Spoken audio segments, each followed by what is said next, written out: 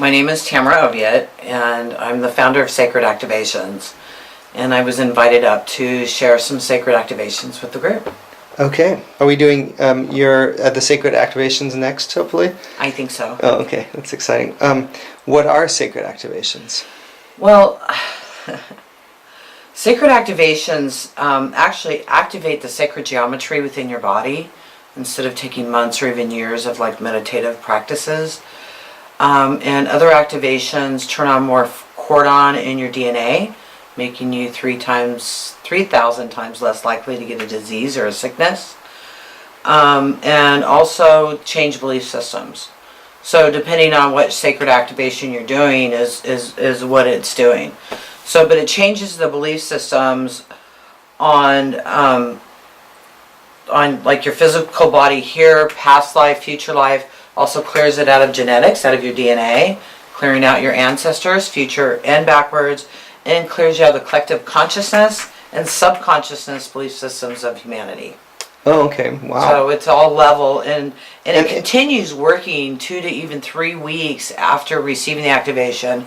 It'll continue working with you to release those belief systems. Mm-hmm. Or if you're doing a sacred geometry one, to really line you up with the flow of life. Wow.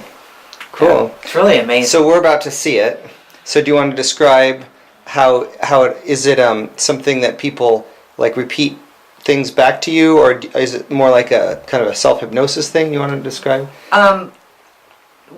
Well, sacred activations, I received them in 2012 when I started receiving the sacred activations. As a matter of fact, that it was named by God. I said, or spirit, whatever you want to call it. I said, what do I call this?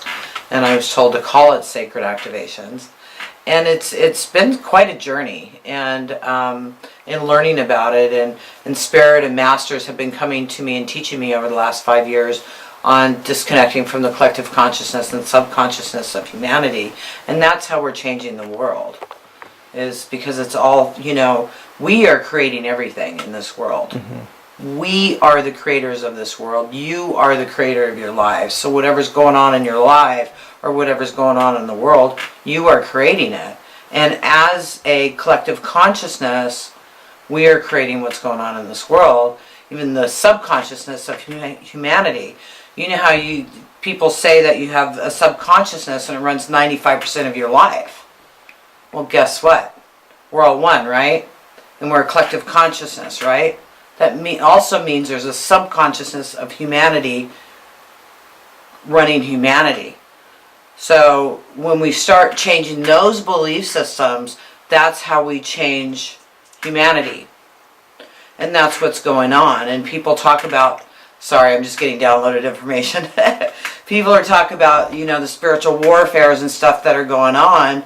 They're not up there fighting each other with swords and stuff. That's ridiculous. But you know what they are doing? They're sending this information into humanity, into the subconsciousness, and to see what we do with it. Some people are plugged into that fear and that suffering, and that's what they create, and the other people are plugged into the abundance, the health, the love, and that's what they create.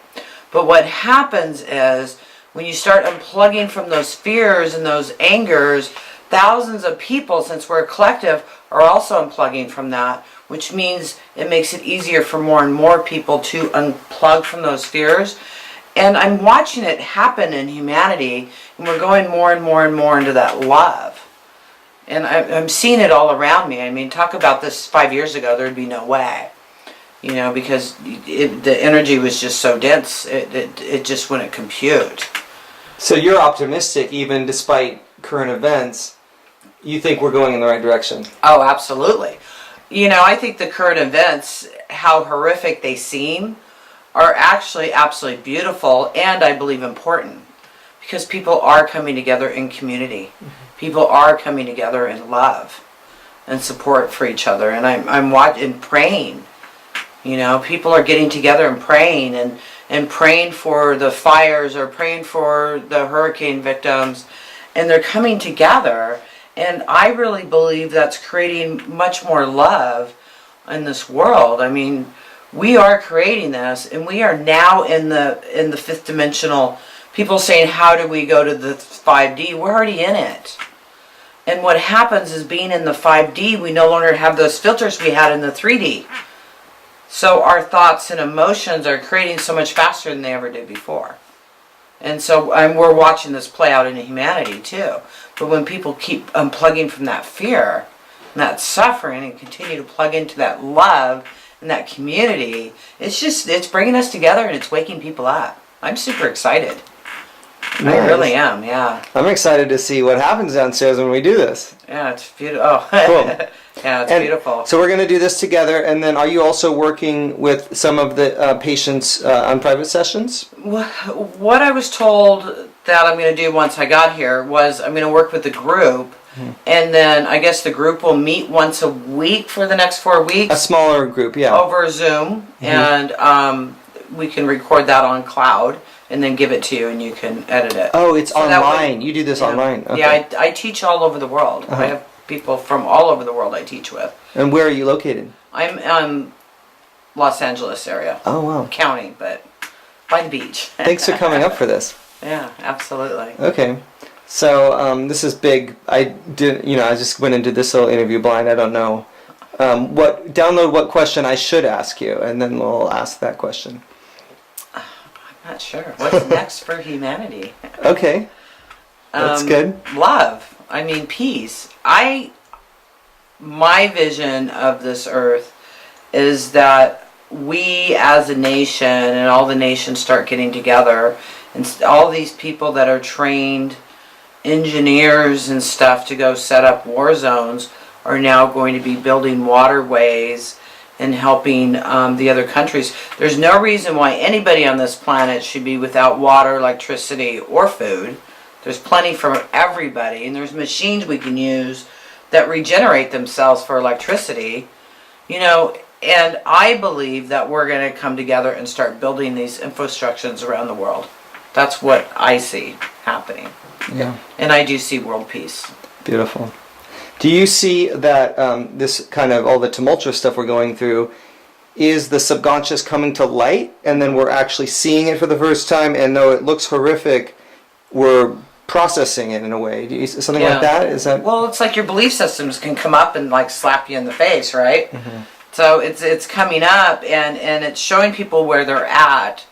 But some people are getting in so much fear that it helps break them away from that fear, and that trauma can bring them into the more light, so they seek help to release that, if that makes sense. And that helps the whole collective consciousness do the same thing, because again, we're all one. I mean, we are a collective consciousness. I mean, if you look at birds, and you watch them in their flight patterns, how they can all fly together. Mm-hmm. And there's a story of these birds, I think it was in Australia, where they delivered milk. And these birds would go take the milk. They'd pull off the little lid and drink the milk. And then they stopped delivering that milk, for 20 years or whatever. And a whole new generation of birds, right? They start delivering the milk again, and the birds instantly go back and start doing it. So it's in the collective, and it's learned as a group, like the collective consciousness of the monkeys, I think on an island in Japan. I don't know if you've heard that story, where this one monkey, it's sweet potato rolls, and that was their diet. Rolls in the sand and rolls into the water. He wipes it off. He goes, it's not crunchy, right? So this monkey starts going down the water and starts washing his potato every day. So the other monkeys start observing him, and they start doing the same thing. Well, on the other side of the island, where these monkeys don't know these monkeys, are now doing this. And then the surrounding islands, all the monkeys start doing the same thing. So it's called the 100th monkey, because it gets in the consciousness of the monkeys, so they all start doing it. It's the same thing with the consciousness of humanity. So when we all start plugging into that love, it becomes easier for more people to plug into that and realize it's truly just a video game, and we are truly creating everything we see around us. Nice. Sorry, I'll just go. It's so cool. So what do you work on with the people we'll be following this month? What kind of personal issues will you be working on? How will you? What's the method for them to release the limiting factors in their own life? Well, there is many factors and things available, but what I'll be doing is sacred activations, which changes it on all levels, on your future past life, through your genetics, which means it's also helping your children and your parents, and just by you working on yourself, and also through the collective consciousness. One of the activations I'll be doing, because 99% of my private sessions, I'm always told to run anger and resentment towards God. Is that part of kind of like the Western Judeo-Christian heritage, sort of, in a sense? It doesn't have anything to do with that. No. How many people blame God for all the bad things? Yeah. Yeah. Mm-hmm. So I'm always being told to run anger and resentment towards God. Mm-hmm. So even if you don't feel it's towards God, but you feel it's toward this dog down the street or your last employer, wherever you're holding that anger, it's going to clear that out. But that's the name of the activation, is anger and resentment towards God. Okay. That'll be one of them. I'm not really sure, but it'll be what's best for the group is what's come up. Okay. And I'm told by source to run this or that. So you're very present with all of this. It's just happening right in this moment. Yeah. Yeah. Nice. Beautiful. And what was your life like before you kind of connected with... Totally different. Absolutely different. I mean, I didn't believe in anything I'm talking about right now. I didn't believe in past lives in the 90s. And I kept being told that I had to be a healer. I kept hearing God tell me this, and I know it was God or spirit or whatever you want to call it, because years before I was warned not to get on a motorcycle. I heard it 20 times in my head, do not get on the bike, do not get on the bike. I got on the bike, crashed, scar on my face.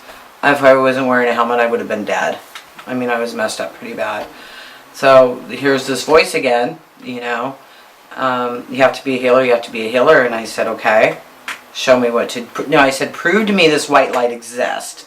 It was my first thing. And then I've got this photo of the white light hitting me in the heart chakra, and it looks like somebody took an eraser and erased the photo. And that kind of blew me away. I went, okay. And then I started doing hypnosis, and I have been going through these different modalities, and every time I would do them, I would hear, this is for your training, not what you're going to be doing. And in 2012, I was in England screaming at God, going, what the hell am I doing here? Because I went to meet this gentleman I'd been talking to on Skype for months. And, oh, Tamra, I want to marry you. You're going to be living here, and blah, blah, blah. You got to come over here. So I said, okay, fine. So I went over there and I went, I am not marrying this guy. You know, what the hell am I doing here? So I went on a walk one morning and was screaming at God, saying, what the hell am I doing here? Yes, this is how I talk to God. And as soon as I said that, I was told to go to the Roslin Chapel in Scotland. And so I booked a B&B and a train. I heard to have one of my clients meet me there, which I had never met in person. She lived in Scotland, so she met me at the church. And I sat down and I connected, and I said, okay, God, I'm here. And I was told to go into the Akashic Records. And when I did that, there was this being standing there, and I said, who are you and what do you want? You know? And he said his name was Lord Metatron, and he was there to assist me. And then all this energy started spinning into my head, and it was followed up by these like golden seals. And my head hurt, I was dizzy, it was wild. And I had somebody sitting next to me going through the same experience, so I know that's why she was supposed to be there, to help me see this, you know. And then when I was driving away, I was told, you're now crystalline, you're supposed to give this to others. And this is how sacred activations begun. And I spent 8 months in Europe, not with him. I left there and went and stayed with some friends in London that I'd never met before. I said, you know, I'm broke, but I need a place to stay, and I know I'm not supposed to leave. Come on down, you know. So I stayed there for like 6 weeks, and then I sent out an email, and another one of my clients from California, he's all, Tamra, I'm in London, give me your number. So I gave him my number. He's all, I want a session, because I started doing this with people. And then I ended up in Spain with him for a month. He was married, so it wasn't anything romantic. Ended up there for a month, coming back to England, and this whole time I was being taught by spirit about these activations and what they do. And it took me 8 months to receive 16 of them, because the first 6 I received are all sacred geometry activations. So they kept raising my vibration. And my life has totally changed. Absolutely totally changed. And my intuition and my ability to help people expanded very quickly. I've had many reports from these activations of people healing from all, physical, cancer, strokes, and then of course a lot of emotional relationships, money, everything. So